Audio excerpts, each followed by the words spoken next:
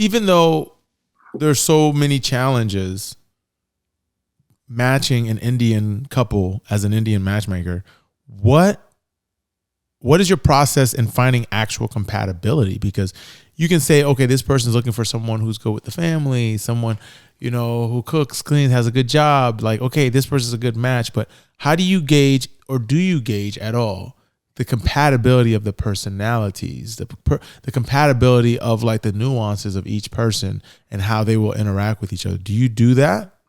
Like, how do you do that? So how we do that is, let's say we have a new client who subscribes to our personalized service, the matchmaking service. So we send them a detailed form. It has questions. It's not only questions like what's your height and where were you born.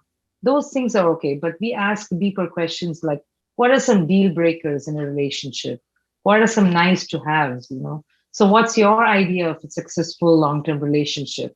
So we ask the hobbies as well, but we ask them some questions which are really subjective. And one interesting question that you would like, Jeff, that we ask them is on a scale of 0 to 10, 0 being most Indian, 10 being most American, where do you see yourself?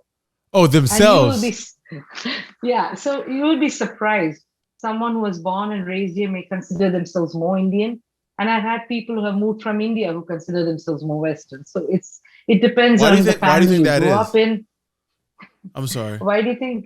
Yeah, there's a big range, Jeff, because it depends on the family that you grew up in. Okay. Let's say I moved from India to a part of the USA, which was predominantly, where it was not very diverse, let's say.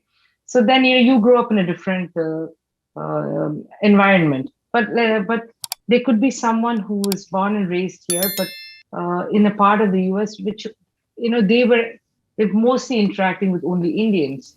So then those kids consider themselves way more Indian. Really? Yeah, so we do that. After that, we have a video call with our clients. We are asking them more deeper questions. So it helps us understand their personality. Are they easygoing? There's some judgments we have to make.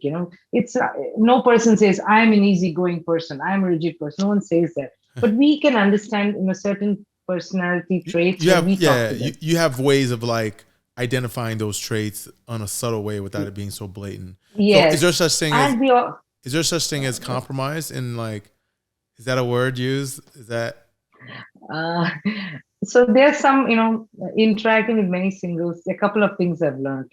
First, I've learned the millennial vocabulary. So I've learned many words. Second thing is I've learned some words they do not like. So I don't use the word compromise, adjustment, arrangedness. You'll be surprised. I don't like to use the word arranged.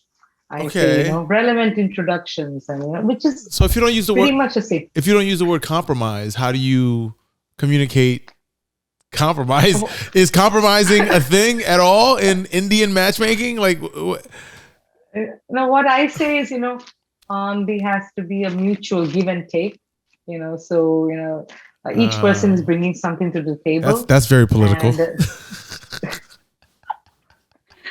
see, we all know it means the same thing. But I think It's those not are as words they've triggering. heard so much. Those are words they've heard so much, and sometimes they may look down on it. They think that adjustment means it's only one sided. Not Right. necessarily, right? Right. You both are two separate individuals, but the idea is to grow together as people, bring out the best in each other. Mm. So so that requires, if that requires adjustment, so be it, but that's an important part of the relationship.